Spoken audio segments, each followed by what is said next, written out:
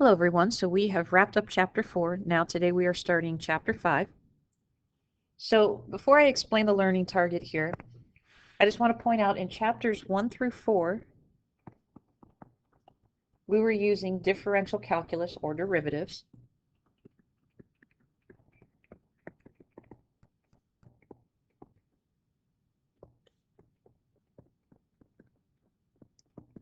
And if we weren't using it directly in the chapters, it was all to build up to differential calculus or using derivatives. But now, in the remaining chapters, chapters 5 through 7, we're going to use what's called integral calculus.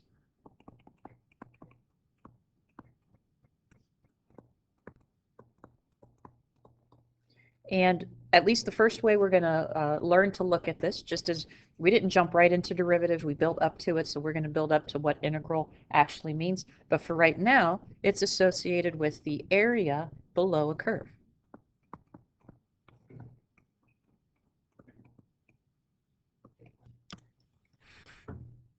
So now with this learning target, we will approximate the area bounded by a function and the x-axis using rectangles in 3 different ways. But I first want to just make a sketch of just some general function. So let's say I have a curve. I'm going to call this y equals f of x.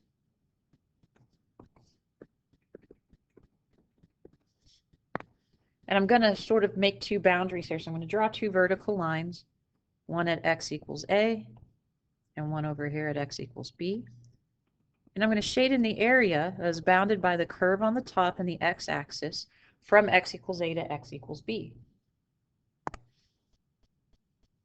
So the directions are going to be find the area between a curve and the x-axis,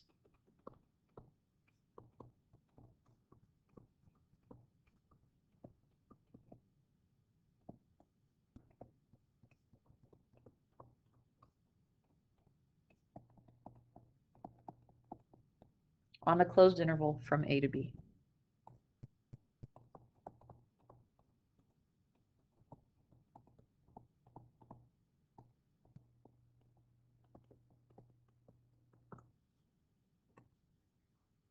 All right, so as I mentioned, we are not jumping right into the calculus side of this. We have to build up to it. So first what we're going to use is something called Riemann sums.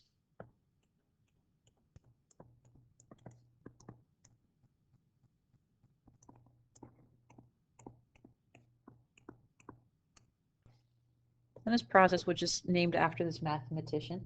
And this uses rectangles, or what we are also going to call subintervals.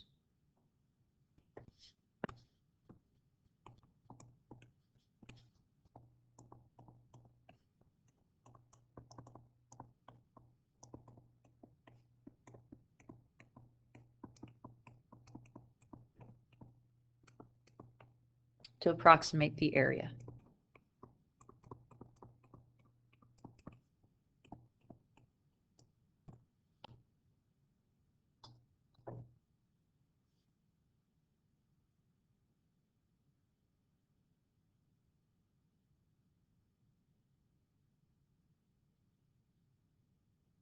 All right, and if you're interested in who this mathematician is, you could do a little bit of reading about him, but definitely a brilliant, brilliant man.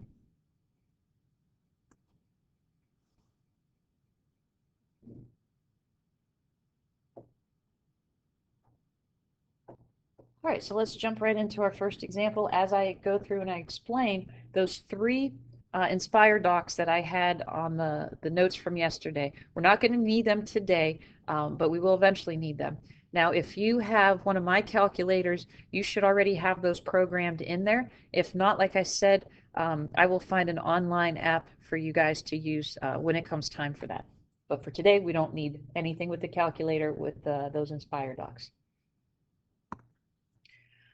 All right, we do need graph paper though. We need to be particular about this, very neat and thorough as we go to graph this. We're going to first approximate the area between the curve f of x is equal to x squared plus 1 and the x-axis over the closed interval from x equals 1 to x equals 3. .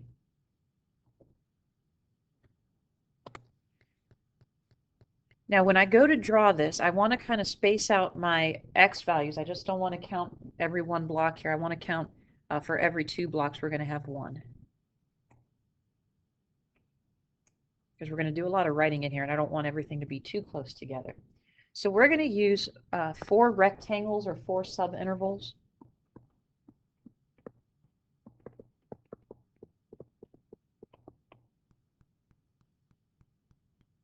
And then we're going to go ahead and graph this.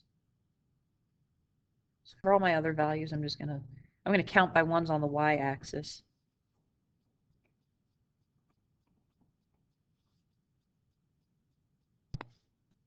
And we just go over here to -1. Because I'm just staying between 1 and 3, I don't need to draw the entire graph here. But as we go to graph this, we know this quadratic, this parabola, has a vertex at 0, 1. And I could go a little bit to the left, so if x was -1, we're going to be at a 2. +1, we're going to be at a 2. When x is 2, this will give us 5. And when x is 3, this is why I had to go up to 10, because 3 squared plus 1 will give us 10.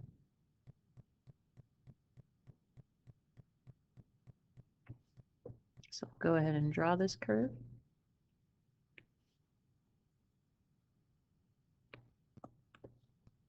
All right, and again, we're only interested, we're going to start this at x equals 1, so I'm going to draw a vertical line down here. And then we're going to go to 3. So we'll draw a vertical line here. Now I'm not going to shade just yet because I need to draw some rectangles in here. So I don't want to have too much going on. But we would shade all this area in between, but we don't know what it is exactly yet. We're not at that point yet. We're going to use rectangles here. So I want to explain what each of those letters meant that I had on the board yesterday for these Inspire documents. So we'll get back to the graph here in a little bit. But there are 3 different ways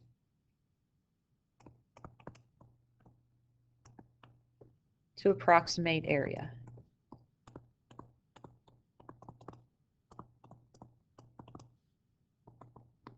One is what we call an LRAM, and this is a left rectangular approximation method.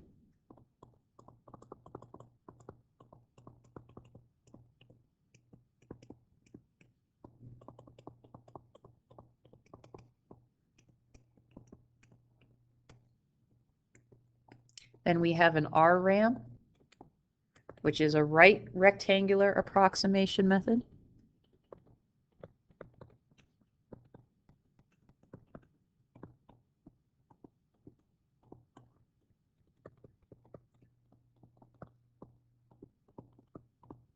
And then we have an MRAM, which is the midpoint rectangular approximation method.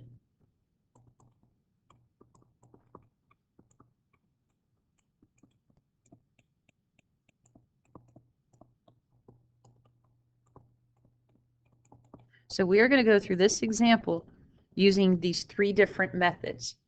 And we're going to kind of analyze them and compare them to each other as we go through them. So the first one we're going to use is LRAM. Now what this means, what a left rectangular approximation method means is if we go to draw rectangles in, the height of the rectangle is the leftmost point. So let me write this out. If we're using LRAM, the height of the rectangle, I'm just going to abbreviate height of rectangle, is determined by the leftmost point.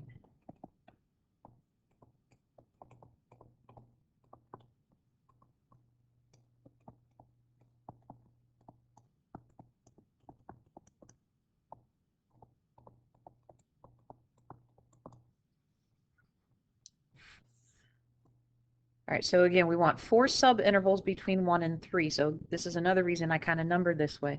So I need to cut this into quarters here. So I have 1, 2, 3. So I have 1, 2, 3, 4 intervals, 4 subintervals here.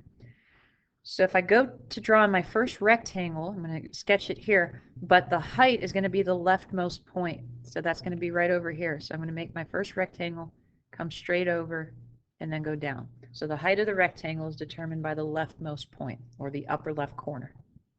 To make my second rectangle, I'm going to go straight up from 1.5 here until I hit the curve, and then I'm just going to go over and down. There's my second rectangle.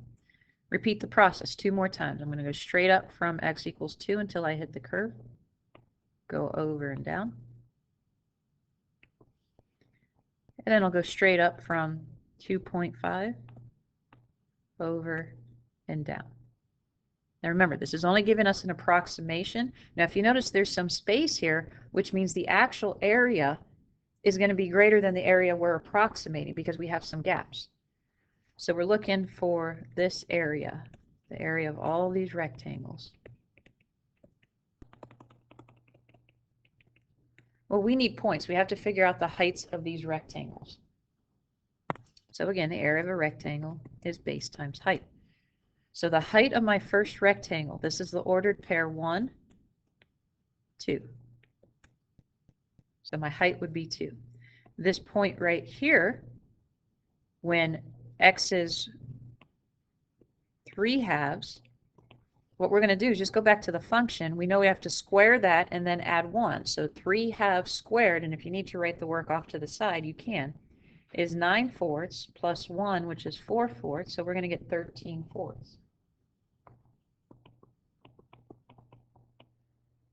Our next point here,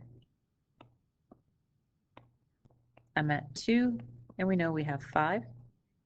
And then this point right here, we are at 5/2. So 5/2 squared is 25/4 plus 4/4 gives us 29/4.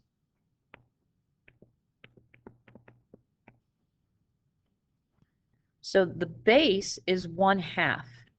So our base is going to be 1/2, and the height is going to be the y values of all of these points. So we're going to write it out this way. We'll say LRAM is equal to, the area of our first rectangle is going to be 1/2 times 2. Area of our second rectangle is going to be 1/2. Remember that height was 13/4 plus 1/2 times 5, and then plus 1/2 times 29/4. That was the height of our fourth rectangle. All right, now throughout most of these, we are going to try to figure this out without directly typing it into the calculator. So we say we're going to get 1 plus 13/8 plus 5/2 plus 29/8. When we turn everything into common denominators, let's just get everything over an 8. So we have 8/8 plus 13/8 plus 28 plus 29/8.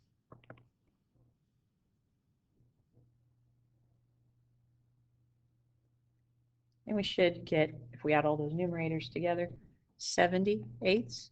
We always want to put this in lowest terms, so we could say 35/4. And this is area, so we want square units. But let's note again what we just mentioned. This is actually less than the actual area.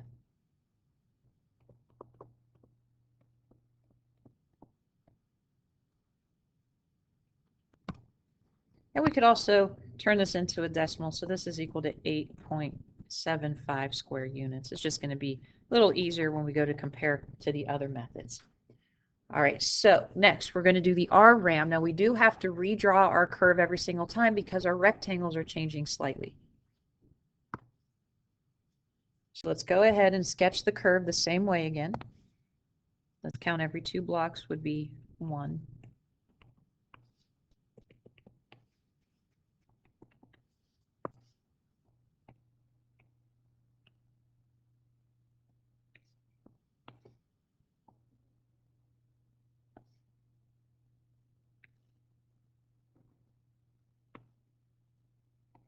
But now we're going to do RRAM.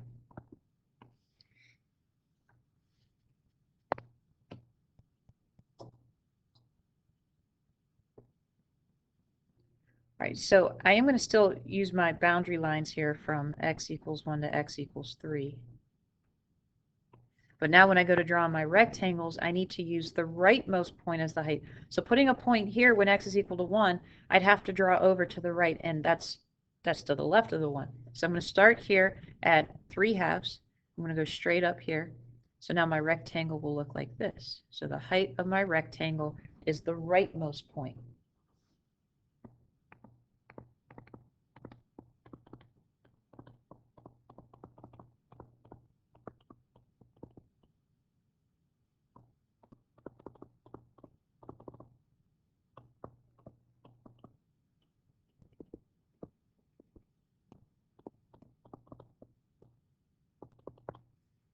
And we'll repeat this for 2, so we'll go over to 2, but now that's the rightmost point. 2.5 will go straight up.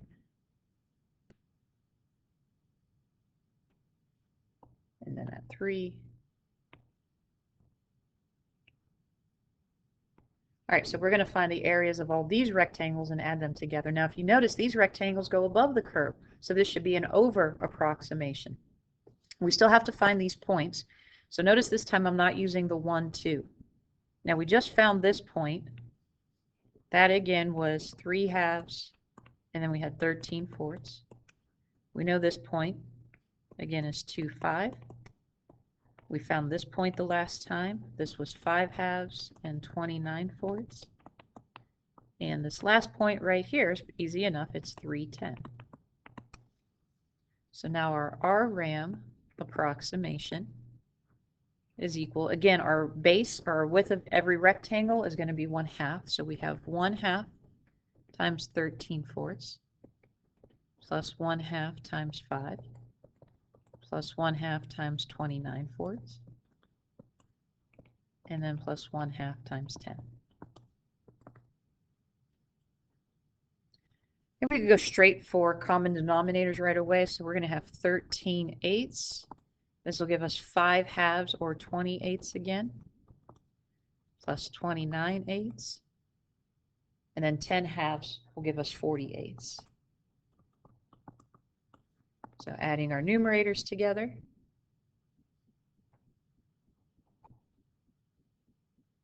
we should get 102 over 8, or 51/4 square units.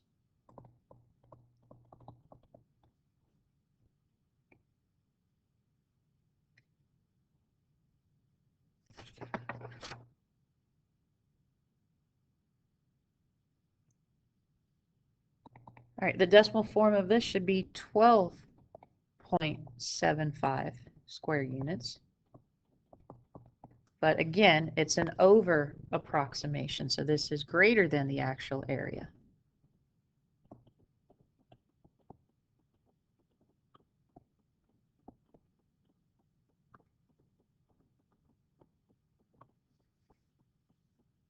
All right, so we're going to try this one more time with MRAM. So yes, we have to draw the curve one more time.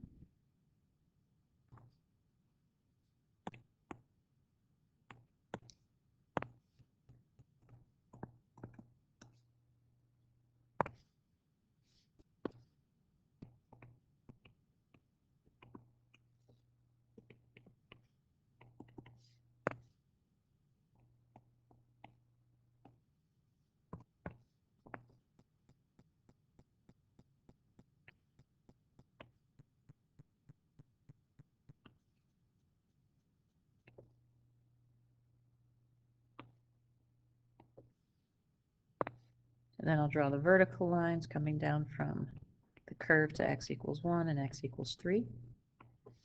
All right, but don't rush to put our rectangles in just yet, because now the heights of our rectangles is determined by the midpoint.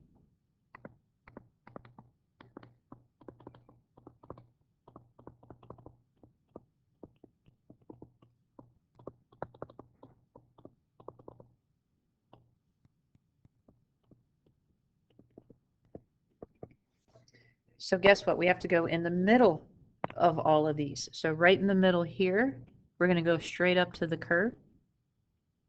So we're going to have a little bit of the rectangle above, a little bit below. Then we're going to go right here in the middle, go straight up.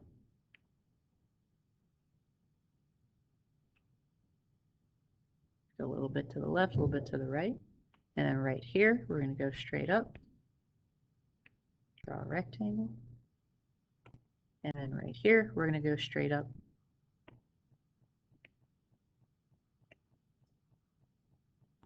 All right, so we need to figure out these 4 new points. So really, we're kind of counting by fourths here. So if we're looking at 4 fourths, this is going to be 5 fourths, and we're going to have 7 fourths, 9 fourths.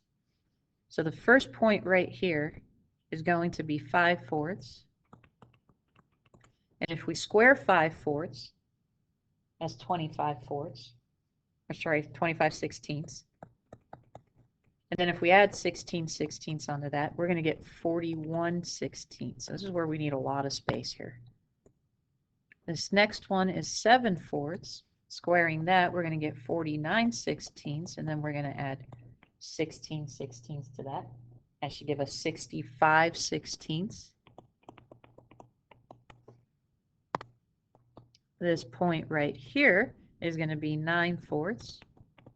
So that's 81 sixteenths plus 16 sixteenths is going to give us 97 sixteenths. And then we have this point here where we're going to be at 11 fourths. So that's 121 sixteenths plus 16 sixteenths gives us 137 sixteenths. Now for this, we are going to use a calculator to help us figure this out, but let's first set it up.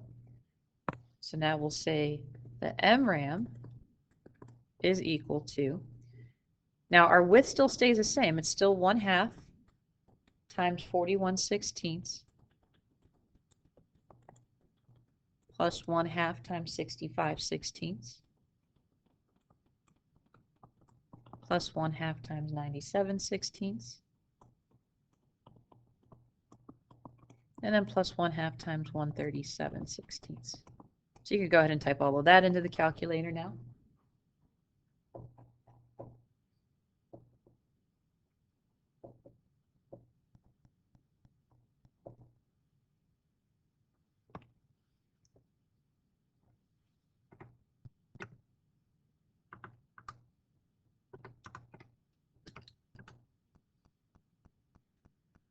All right, if you need more time, pause the video, but this should be giving you 85/8 square units. This comes out to be 10.625. So that should be more accurate, a better approximation than the left, which was a little too low, and the right was a little too high. But now what we want to do is if we took the average, so let's go ahead and average LRAM, RRAM, and MRAM.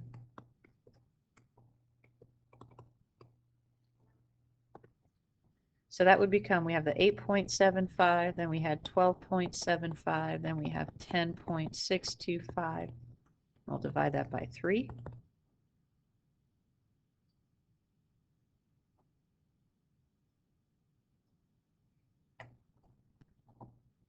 And this should give us 10.708 square units. Now the reason we do this too is to see how close this would actually be to the area. And I went ahead and calculated that, which at a certain point in the future, all of us will be able to, you guys will be able to do this as well.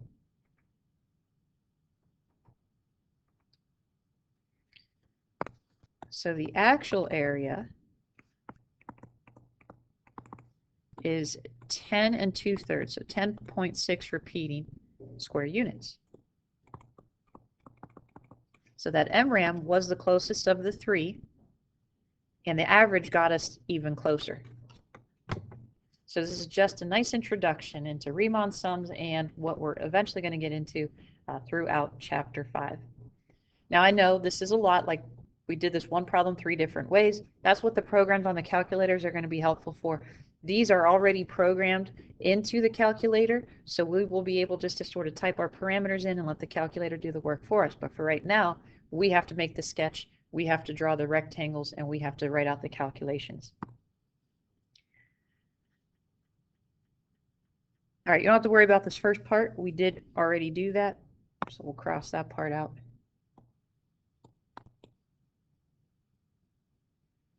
Prepare well for your quiz tomorrow. Let me know if you have any questions. Now the AP problems that I gave you guys yesterday, continue working on them. I will collect them one day next week. So I want you guys to try this, approximating the area between this curve and the x-axis over the interval from 0 to 2. Use 4 subintervals. Again, make sure you show your graphs. Everything that we just did with our example, try it for this one. Take care, guys. Let me know if you have any questions.